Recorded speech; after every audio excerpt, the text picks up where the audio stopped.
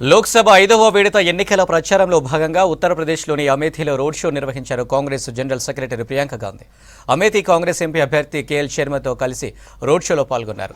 అంతకుముందు రాయ్‌బరేలీలో పర్యటించారు ప్రియాంక. గురుద్వారాలో ప్రార్థనలు చేశారు. తర్వాత రాణి ఝల్కరీబాయి విగ్రహానికి పూలమాల వేసి నివాళులు అర్పించారు ప్రియాంక. మే 20న లోక్సభ 5వ విడత ఎన్నికల పోలింగ్ జరగనుంది.